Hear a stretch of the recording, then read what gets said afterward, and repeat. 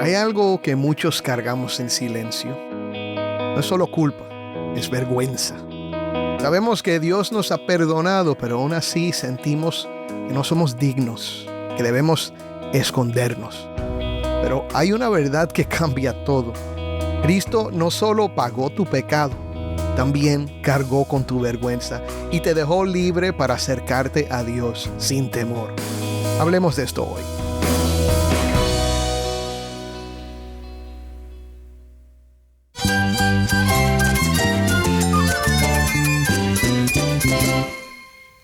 Cristo es mi todo. Cristo es el Rey del universo, es quien guía nuestras vidas. Él es grande y amoroso. Él es real. Solamente Jesucristo es nuestro Señor y Salvador. Es mi guía quien me fortalece. En Cristo Jesús hay esperanza, hay paz. Y nuestro Dios es un Dios de rescate. Estás escuchando El Faro de Redención. Cristo desde toda la Biblia, para toda Cuba y para todo el mundo.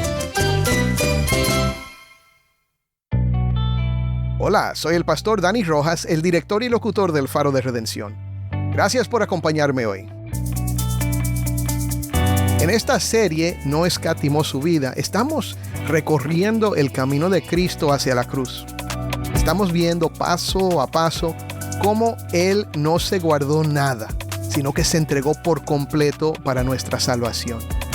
Cada episodio nos acerca más al corazón del Evangelio, que un Salvador voluntariamente sufrió, fue rechazado y dio su vida por pecadores como nosotros.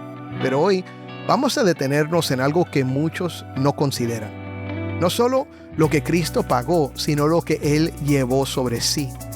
Hay una carga profunda que todos conocemos, aunque pocos saben cómo soltarla. Y lo sorprendente es esto. En la cruz, Jesús trató con eso también. ¿Qué significa eso para ti hoy?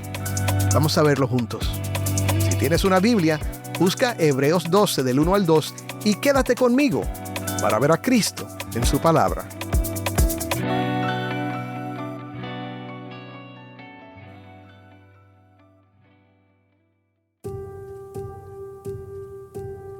Hace muchos años, un periódico en Inglaterra publicó un editorial invitando a sus lectores a responder una pregunta profunda. ¿Cuál es el problema más grande de este mundo? Buena pregunta. Según la historia, el gran escritor cristiano G.K. Chesterton respondió de la manera más breve y honesta posible. Escribió: Queridos señores, respecto a su pregunta de cuál es el problema más grande del mundo, soy yo, sinceramente, G.K. Chesterton. Qué respuesta tan valiente, ¿verdad? Y un poco graciosa.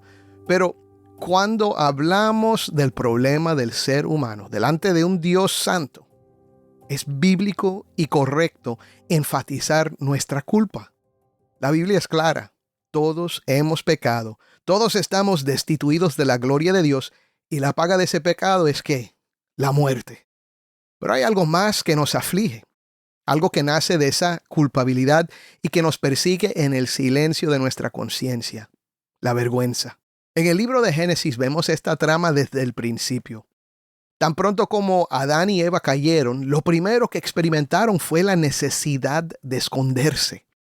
Dice el relato que se les abrieron los ojos y se dieron cuenta de que estaban desnudos. Y entonces trataron de cubrirse con hojas de higuera. Como bien dice un comentarista, esas hojas fueron una solución patética, como son casi todos nuestros intentos humanos de arreglar las cosas. Pero el instinto era real. El fruto amargo del pecado es la vergüenza. Todos conocemos este sentimiento, ¿no es cierto? Es esa sombra que nos hace escondernos, que nos hace temer que alguien vea quiénes somos realmente o que descubran algo que hemos hecho. Y a menudo decimos, me siento culpable, pero en realidad lo que estamos describiendo es la vergüenza. La culpa es un hecho legal ante Dios. Cristo llevó nuestra culpa en la cruz y canceló nuestra deuda. Amén. Pero la vergüenza es ese sentimiento profundo, es inquietante y nos dice que no somos dignos. No sé tú, pero si yo me detengo a meditar en mis errores del pasado, incluso en aquellos pecados que ya confesé y que sé que han sido perdonados, o en esas cosas que desearía haber hecho de otra manera, siento de inmediato el peso de la vergüenza. Es como una marea fuerte que intenta arrastrarme hacia aguas profundas y oscuras donde no quiero nadar.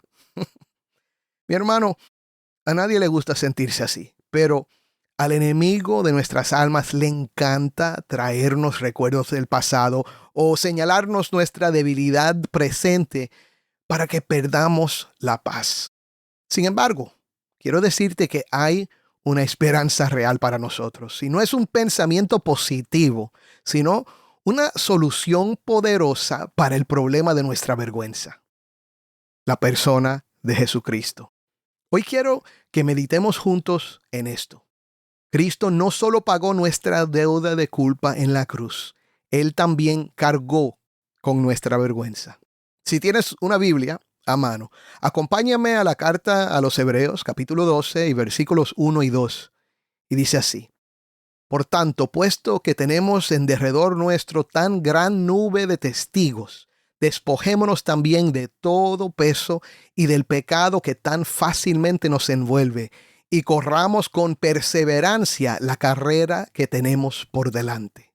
Puestos los ojos en Jesús, el autor y consumador de la fe, quien por el gozo puesto delante de él soportó la cruz, despreciando la vergüenza, y se ha sentado a la diestra del trono de Dios. Gloria a Dios. Ahora, para entender bien esto, miremos un momento hacia atrás. ¿Qué es esa gran nube de testigos que menciona el autor? Se refiere a los hombres y las mujeres que recorrieron el camino antes que nosotros. Aquellos que leemos en Hebreos 11, el capítulo anterior. He oído a predicadores llamar este pasaje el Salón de Fama de la Fe, y a estos individuos los héroes de la fe. Pero si somos honestos con el texto bíblico, veremos que eran personas con fallas profundas, muy parecidas a nosotros. Pensemos en Abraham, por ejemplo, quien en un momento de duda intentó apresurar la promesa de Dios por su cuenta. O Moisés, quien en un arranque de ira golpeó la peña y se le negó la entrada a la tierra prometida. Incluso Noé, quien después de mostrar una valentía increíble al construir el arca ante las burlas de todo el mundo, terminó embriagado y desnudo en su tienda, necesitando que sus hijos cubrieran su vergüenza con un manto. No, mi hermano, los verdaderos protagonistas de Hebreos 11 no son ellos. El verdadero héroe es el Dios fiel, el Dios del pacto que nunca los soltó, ni siquiera en sus peores momentos. Ellos no están ahí para que admiremos su perfección, sino para testificar de que Cristo era el prometido. Aún en medio de sus tropiezos, ellos miraron hacia adelante con fe. Y escúchame, si no los soltó a ellos cuando tropezaron, tampoco te soltará a ti. Amén. Ahora, esta carta fue escrita originalmente a personas que por miedo o cansancio querían retroceder a los antiguos ritos y los sacrificios del judaísmo. Pero todos estos testigos parecen decirnos a una voz: no. No hay razón para volver atrás. Cristo es superior. Él es el cumplimiento de todo lo que nosotros esperábamos. Y por eso, nuestra carrera de fe no consiste en mirar hacia atrás, intentando cumplir reglas por nuestra cuenta para tratar de sentirnos dignos, ni siquiera imitar a esos hombres de la fe. Tampoco se trata de depender de qué tan perfecta sea nuestra carrera. Fíjate que el autor nos llama a despojarnos de todo peso y del pecado que tan fácilmente nos envuelve. Precisamente lo dice porque ese peso y ese pecado son realidades que nos acechan constantemente. La meta no es correr con una perfección impecable, sino correr con perseverancia. Es avanzar con la confianza de que cuando tropezamos, y vamos a tropezar, Cristo nos perdona y nos restaura. Él es quien nos desata de las cadenas de la vergüenza y el temor. para que podamos seguir adelante, no por nuestras fuerzas, sino sostenidos por su mano fiel. Nuestra carrera es siempre hacia adelante, mirando hacia Cristo nuestro Redentor. Pero, ¿quién es este Jesús que nos da la fuerza para correr? El autor nos dice que Cristo es el autor y consumador de la fe, quien por el gozo puesto delante de él soportó la cruz despreciando la vergüenza y se ha sentado a la diestra del trono de Dios. Lo que quiero que meditemos hoy es esto. Cristo, con un gozo profundo y redentor, menospreció la vergüenza de la cruz. No solo para pagar la deuda de tus pecados, mi hermano, sino también para liberarte de la carga de tu propia vergüenza. Vamos a ver cómo esta verdad puede transformar nuestra vida hoy mismo. Quiero que meditemos en este pasaje bajo 3 encabezados. Primero, la identidad de Cristo. Segundo, la motivación de Cristo. Y tercero, la victoria de Cristo. Primero, miremos su identidad. Hebreo 12:2 nos dice que Jesús es el autor y consumador de la fe. Él es el principio y el fin. Él es quien originó la fe en nuestros corazones y quien la llevará a su meta. Ahora, a veces escuchamos a personas decir, lo importante es tener fe, como si la fe fuera un amuleto mágico. No se trata de eso. Hace muchos años, cuando atravesaba por una prueba personal muy fuerte, hubo personas que intentaron consolarme diciéndome, no te preocupes, todo va a salir bien, tú eres un hombre de fe. Pero, ¿sabes qué? Las cosas no salieron bien. Al menos no de la manera en que yo lo esperaba o lo deseaba. Al contrario, el panorama se puso más difícil. Pero ¿sabes qué más? Ese momento me ayudó a comprender algo vital. Mi fe no debe consistir en estar convencido de que las circunstancias cambiarán a mi favor. La fe no es, como dijimos, un amuleto o una varita mágica para obtener lo que yo quiero. Y aprendí que mi fe estaba puesta en la persona de Cristo, en su gracia soberana y en su misericordia inagotable. Fue ese descanso en Él, y no el resultado de mis problemas, lo que me sostuvo y me dio fuerzas para seguir adelante cuando todo parecía desmoronarse. Escúchame bien. La fe en sí misma no es nada, si no tiene un objeto real y sólido donde apoyarse. La fe es como una mano que se extiende para aferrarse a algo que está fuera de ella misma. Y por eso el cristiano no se salva por el simple hecho de tener fe, como si fuera una fuerza interna, sino por poner esa fe en la persona del Señor Jesús. Y es más, la Biblia nos enseña en Efesios 2:8 que incluso esa fe no procede de nosotros, sino que es don de Dios. Así que, para ser más precisos, podríamos decir que a través de ese regalo de su gracia, es Dios quien se aferra a nosotros. ¡Qué maravilla! ¡Cuán grande es Dios! El hecho de que Jesús sea el autor y el consumador de nuestra fe nos dice que nuestras hojas de higuera, esos intentos desesperados por salvarnos a nosotros mismos o por lucir dignos ante Él, no sirven para nada. La verdadera libertad no la fabricamos nosotros, la encontramos únicamente al mirar a Jesús, porque es una libertad que Él mismo provee y sostiene de principio a fin. Pero, ¿qué movió a Jesús a hacer esto por nosotros, pecadores que intentamos cubrir nuestra vergüenza con harapos espirituales? Aquí entramos en su motivación.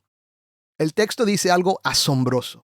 Por el gozo puesto delante de él, soportó la cruz, despreciando la vergüenza. Para entender esto, debemos recordar que Jesús vivió entre la cultura humana donde el honor se valoraba más que la vida misma y la vergüenza era lo más temido. La cruz no era solo un método de ejecución, era la cumbre de la humillación pública. Desde la antigüedad, la iglesia ha quedado maravillada ante esto. Un pastor de los primeros siglos, Juan Crisóstomo, observó lo siguiente. Él tenía todo el poder, si hubiera querido, de no sufrir en lo absoluto. Cristo fue a la cruz por su propia voluntad. Él mismo lo dijo en Juan 10. Nadie me quita la vida, sino que yo la doy de mi propia voluntad. Él podía haber evitado cada segundo de ese dolor. No tenía que ser colgado desnudo, desfigurado y despreciado, pero lo hizo por el gozo puesto delante de él. ¿Y cuál es ese gozo? Ese gozo eres tú. Ese gozo es el pueblo redimido que el Padre le entregaría como fruto de su sacrificio. Jesús te vio a ti con toda tu vergüenza y tu desnudez espiritual y decidió cargar con el fruto de tu pecado delante del Padre. Al ver el costo, Él dijo, será mi placer hacerlo por ellos. Mira cómo lo explica Philip Hughes. La cruz nos asegura que Cristo, al sufrir el justo por los injustos, sondeó las profundidades de la vergüenza humana y que por consecuencia no hay ni una sola persona, por más corrupta que sea por el pecado, que esté fuera del alcance de su perdón y su gracia. ¿Lo puedes creer? Ahora, surge una pregunta natural. Si Cristo es el autor y consumador de nuestra fe, y si por su obra ha quitado tanto nuestra culpa como nuestra vergüenza, ¿por qué el texto nos pide que corramos con perseverancia? Si ya todo está cumplido, ¿no sería mejor simplemente sentarnos a descansar? Algunos piensan así. Dicen que como Cristo ya lo hizo todo, y tienen razón, Él lo hizo todo, entonces ya no hace falta esforzarse en la vida cristiana. Pero el pastor J.C. Ryle nos ofrece una respuesta llena de sabiduría. Escucha bien, mi hermano, porque esto es poderoso para proveerte paz. Ahora, dice Ryle, entendamos una vez y por siempre que todos los que realmente han huido por misericordia al Señor Jesucristo están, como Pablo les asegura a los colosenses, completos en Él. En ellos mismos puede que fallen y sean pecaminosos, pero visto que se han aferrado a Cristo, Dios los ve como completos, completamente perdonados, completamente justos, completamente puros. Ni una jota ni una tilde de condenación puede ser hallada en su cuenta. Ya no tienen nada que ver con la ley como un pacto de obras, como una condición que deben cumplir si no desean morir. El Señor no dice, sé perfecto y entonces vivirás, sino Cristo te ha dado vida y por causa de Él busca ser perfecto. Y Ryle añade algo más y es muy hermoso. ¿Por qué tienen tanta hambre y sed de la santidad, siendo su deuda completamente pagada? Yo respondo, ellos laboran por causa del amor, por gratitud. No trabajan ni se esfuerzan en pos de la santidad para ser perdonados, sino porque ya son perdonados, escogidos, sellados, salvos, redimidos y comprados por un precio.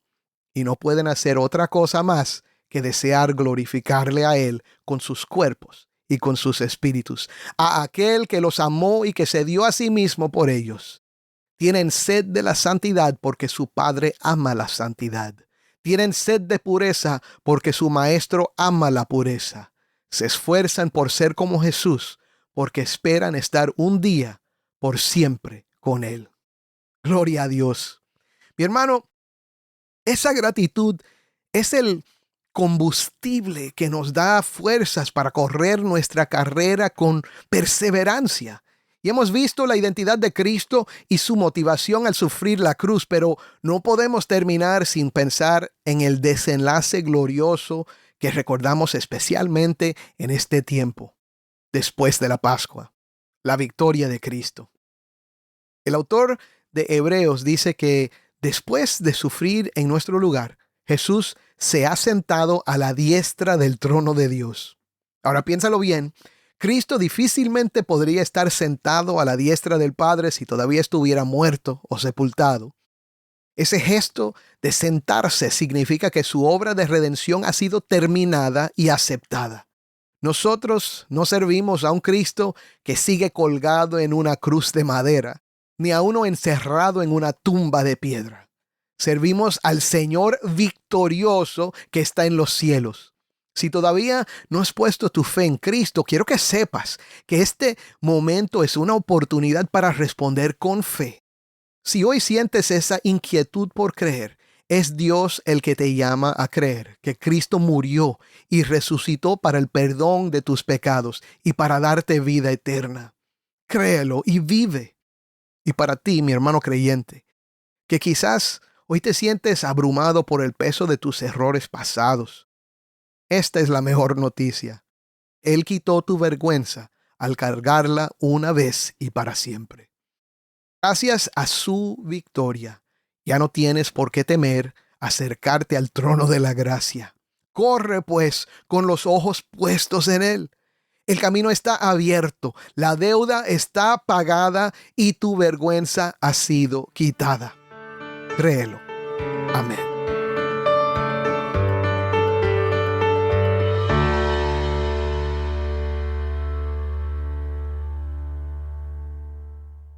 Oremos. Señor, te damos gracias porque hoy nos llamas a correr mirando hacia Jesús.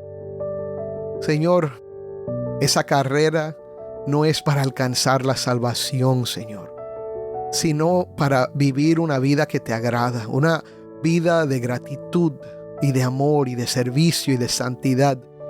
Padre, porque tú has sido demasiado bueno con nosotros.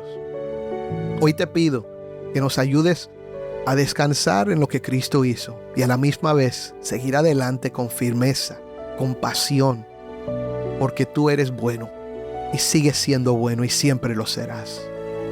Hoy te pido, como siempre, por aquel que está escuchando que todavía no ha creído, dale hoy fe para creer. Abre sus ojos para ver a Cristo como glorioso, poderoso y suficiente para salvarlo. Dale arrepentimiento y fe verdadera por medio de Cristo Jesús. Es en su nombre que oramos. Amén.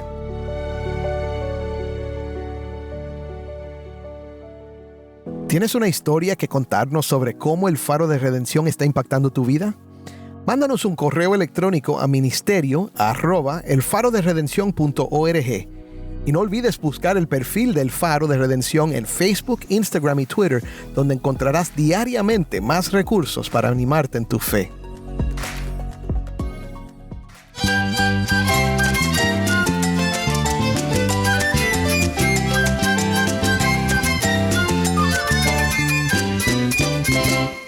Soy el pastor Dani Rojas. Te invito a que me acompañes mañana para esta serie No escatimó su vida. El Faro de Redención, Cristo desde toda la Biblia para toda Cuba y para todo el mundo.